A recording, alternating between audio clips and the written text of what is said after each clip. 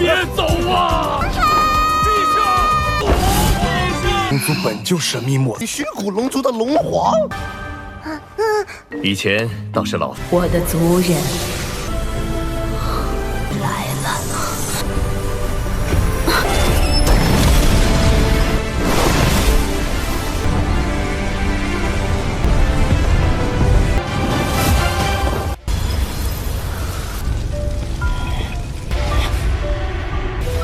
不用留活口。Halo kalian semua, selamat datang di channel Donghua Master. Bagaimana kabar kalian semua? Mimin harap kalian semua baik-baik saja. Dan pada video kali ini kita akan melanjutkan alur cerita dari serial Donghua Battle Through the Heaven episode ke-105, yang dimana pada cerita sebelumnya Shoyan menunjukkan kekuatannya untuk menghadapi 3 kaisar naga sendirian. Ya singkatnya Shoyan mampu untuk bisa memojokkan mereka bertiga, tetapi pada akhirnya juga Shoyan terpojok, dan di tengah itu Xian pun datang menyelamatkan Shoyan dengan Xian menggunakan harta sejati dari naga Void, yaitu Dragon Slaying Sword, yang pedang tersebut mampu untuk menjatuhkan mental dari 3 raja naga, yang pada akhirnya mereka pun mundur dari pertempuran tersebut. Dan setelahnya Shoyan melakukan pemulihan mandirinya, dan di tengah pemulihan tersebut hati Bodhisattva memberikan peningkatan kepada Shoyan yang membuat Shoyan menerobos doseng bintang 2, dan itu merupakan inti cerita pada cerita sebelumnya. Oleh itu pun sekarang langsung saja kita masuk ke bagian cerita terbaru. Cerita ini berlanjut dengan Shoyan yang telah kembali pulih, yang di sini Shoyan juga akan segera kembali ke tempat dari pavilion bintang jatuh yang sebelum itu Shoyan menemui Yoming. Di sana pun Shoyan menyuruh kepada Yoming juga untuk membebaskan Feng Huang, mengembalikannya kepada klan Phoenix kuno agar untuk juga mencegah klan Phoenix kuno berpikir sembarangan mengenai penawanan mereka, yang intinya untuk bisa menenangkan klan Phoenix kuno. Tetapi untuk kedua doseng dari klan Phoenix kuno, mereka berdua akan tetap ditawan untuk bisa memastikan klan Phoenix kuno tidak ikut campur dalam permasalahan mereka selanjutnya. Yang di sana juga Xian memberikan ketenangan kepada Yoming, yang dimana jika klan Phoenix kuno ingin bertindak sembarangan kepada Yoming, maka tinggal panggil saja dirinya, maka Xian akan membantu Yoming untuk menundukkan klan Phoenix kuno.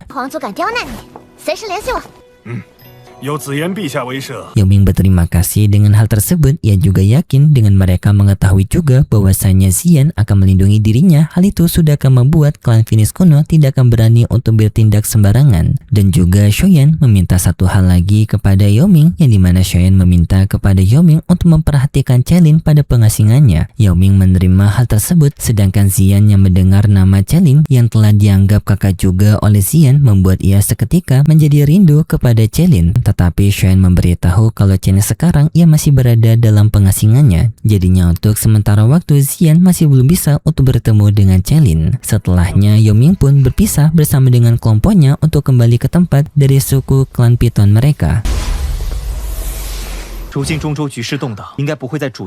Setelahnya juga Shoyan ingin mengajak kepada rombongannya untuk kembali ke pavilion bintang jatuh karena situasi di sana masih belum stabil. Xian yang mendengar itu seketika sangat bersemangat, bahkan ia sampai merangkul Xian dan juga Celin saking senangnya ia bisa pergi berjalan-jalan. Dan pemandangan Xian merangkul mereka berdua sangat refreshing kembali karena terlihat sekali Xian sekarang sudah tumbuh dewasa yang tingginya bahkan sudah melebihi mereka berdua.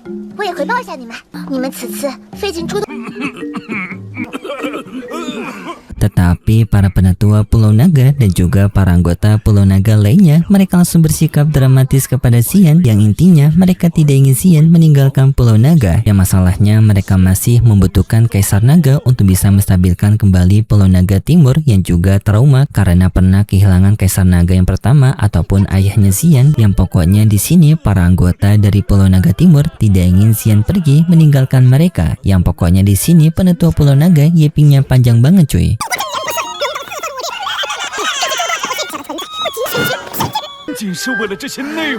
Yang sampai membuat Xian kewalahan, dan Xian pun pada akhirnya harus berkecil hati mengikuti perkataan mereka dan tidak bisa untuk ikut bersama dengan Shoyan. Yang Shoyan juga merasa kasihan kepada Xian karena tanpa Xian sudah sangat bosan sekali di Pulau Naga ini. Tetapi Shoyan juga mengerti nasib dari Pulau Naga dan juga tanggung jawab dari Xian yang menjadi Kaisar Naga. Jadinya pun setelah itu Shoyan pergi meninggalkan Pulau Naga tanpa Xian. Tetapi kocaknya setelah beberapa lama lama kemudian Xian tiba-tiba saja langsung kabur terang-terangan meninggalkan Pulau Naga untuk menyusul Shoyan bersama dengan lainnya ke pavilion bintang jatuh.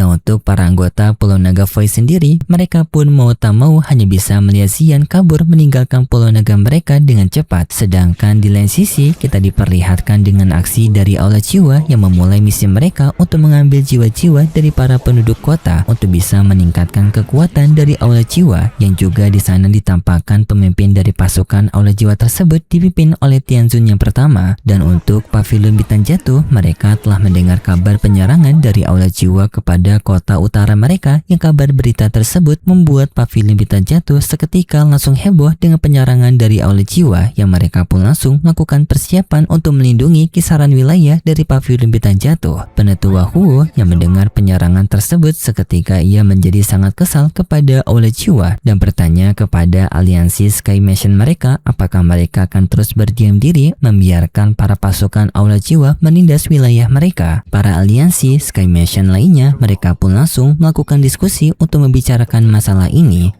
都在此后了无先前所说的玉玺，最好再替我们加些元首。 Yang penetua dari Menara Pil juga mengungkapkan akibat penyerangan dari Aula Jiwa ini membuat banyak para alkemis menghilang secara tiba-tiba, yang artinya mereka diculik oleh Aula Jiwa. Yang apalagi tindakan penyerangan ini telah dilakukan oleh Aula Jiwa sebanyak sebulan penuh. Kota-kota yang berada di bawah pelindungan aliansi yang dari 300 kota, sebagian kota tersebut telah mendapatkan serangan dari Aula Jiwa. Apalagi akibat penyerangan itu membuat sistem jalur luar angkasa juga mengalami kerusakan yang membuat mereka kesulitan untuk bisa terhubung dengan satu sama lain. Dan di sini mereka semua sepakat bahwasanya mereka sekarang tidak bisa selalu berdiam diri terus dan harus berpikir bagaimana mereka bisa melakukan serangan balasan. Yang mereka yakin jika mereka semua menyatukan kekuatan mereka, mereka bisa untuk memberikan serangan balasan yang setimpal kepada Aula Jiwa atau bahkan lebih. Tetapi masalahnya jika mereka memusatkan seluruh kekuatan mereka, maka artinya pertahanan mereka tidak akan seimbang, yang artinya mereka juga akan bisa mendapatkan serangan yang lebih parah lagi dari Aula Jiwa. Jadinya sekarang menyerang salah, bertahan pun juga salah. Dan karena situasi mereka yang telah dipojokkan oleh Aula Jiwa,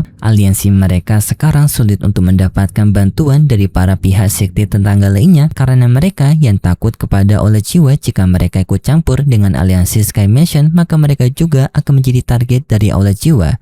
玉玺又该如何化解呢？ 魂殿那帮家伙神出鬼没， 磨死他们！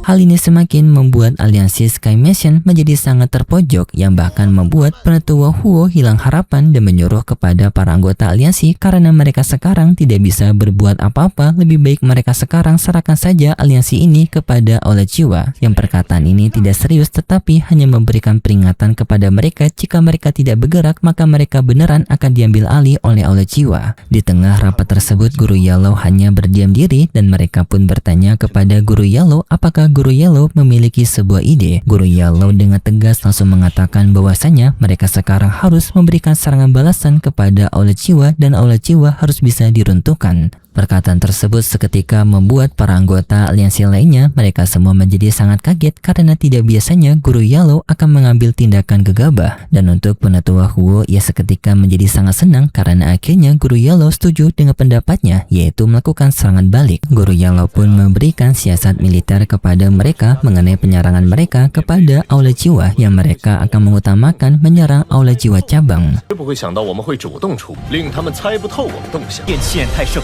是该压一压。 Yang di tengah pembicaraan tersebut tiba-tiba saja Shoyan muncul bersama dengan rombongannya dan juga adanya Xian di sana, yang Shoyan memberikan pujian kepada Guru Yellow karena rencana dari Guru Yellow untuk memberikan serangan balik kepada Aula Jiwa merupakan rencana yang sangat tepat. Kedatangan Shoyan seketika langsung disambut ramah oleh semua aliansi termasuk dengan Guru Yellow, yang di sana para anggota aliansi yang melihat Shoyan telah berada di Doseng Bintang 2 dalam waktu yang sangat singkat membuat mereka semua menjadi sangat kaget dan juga iri kepada Shoyan, yang karena tingkatan kultivasinya Shoyan yang sangat tinggi dibandingkan dengan mereka. Tetapi di sana mereka justru semakin kaget dengan keberadaan dari Xian yang memiliki aura kekuatan yang jauh lebih dahsyat, yang dimana ia adalah Doseng Bintang 4. Seketika pun mereka semua langsung memberikan hormat kepada Xian, yang karena juga Xian sekarang telah berada di perubahan yang sangat drastis. Guru Yellow bahkan tidak mengetahui siapa perempuan itu, yang di sana pun Shoyan memperkenalkan bahwasanya itu merupakan Xian yang sekarang sekarang ia merupakan kaisar dari naga Void kuno. 龙族本就神秘莫测，虚古龙族的龙皇。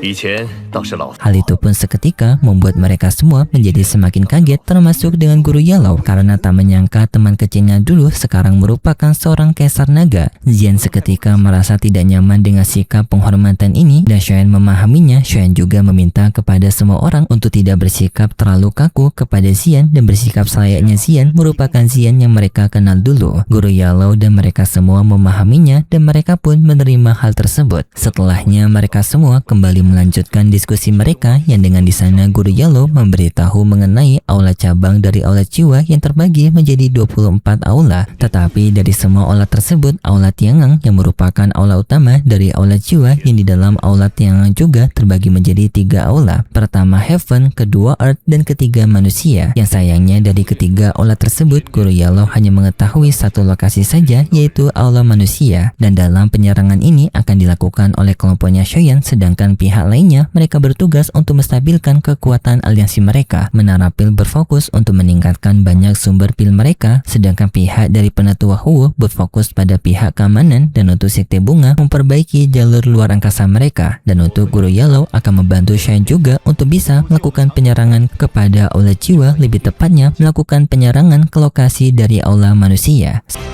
就算有地头业绩，便好好休息几日吧。竟遇到这么多事。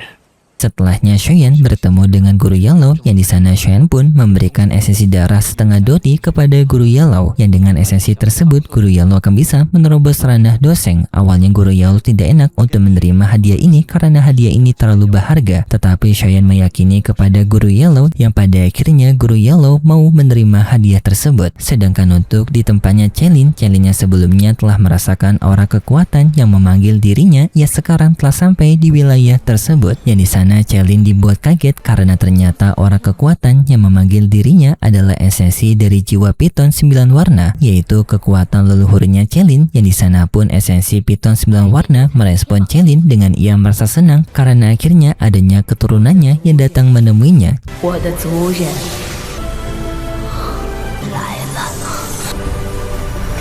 Jadi kekuatan ini telah lama menunggu adanya penerus yang bisa untuk menerimanya, dan di sini Celin terpilih untuk menjadi penerus dari esensi Piton 9 warna. Sedangkan di tempat dari guru Yellow yang setelah menerima esensi setengah dodi, di sana guru Yellow langsung mendapatkan penerobos sarana, yaitu sekarang telah berada di doseng bintang 1.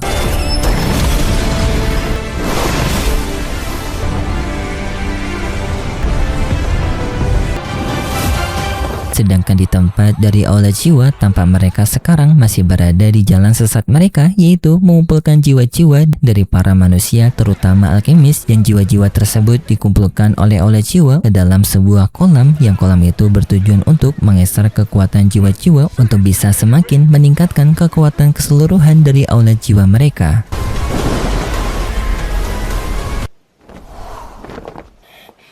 Sedangkan untuk Shoyan, ia sekarang telah membentuk trio doseng yang bertujuan untuk menyerang aula manusia, yang penyerangan ini sengaja hanya dilakukan oleh 3 orang saja, karena jika kebanyakan maka penyerangan akan langsung ketahuan oleh pihak dari aula jiwa, yang bahkan pada 3 orang ini Shoyan hanya mengirimkan dirinya dan juga guru Yellow untuk melakukan penyerangan di dalam, sedangkan untuk Xian ia hanya mengawasi jalur masuk dan juga jalur keluar dari aula jiwa untuk mencegah aula jiwa agar tidak bisa kabur ataupun mendapatkan bantuan dari pihak luar. Dan guru Yellow juga memberitahu setelah mereka memasuki gerbang ini, maka mereka akan langsung berhadapan dengan aula manusia dari aula jiwa. Xian menerima tugasnya untuk menjadi penghadang, dengan Xian juga mengeluarkan aura kekuatannya untuk menonaktifkan segel yang dimiliki oleh aula jiwa. Setelahnya guru Yellow mengaktifkan gerbang tersebut, yang setelah gerbang itu aktif, mereka langsung berada di dunia dari aula jiwa.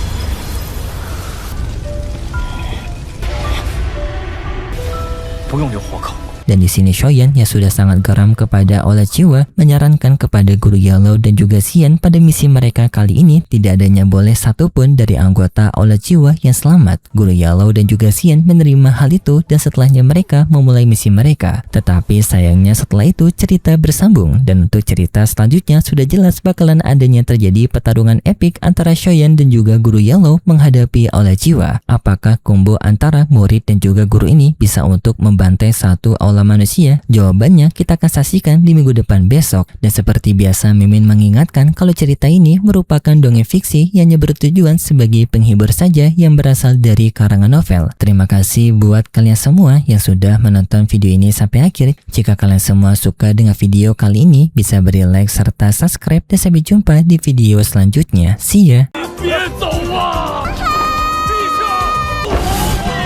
龙族本就神秘莫测，虚古龙族的龙皇。以前倒是老我的族人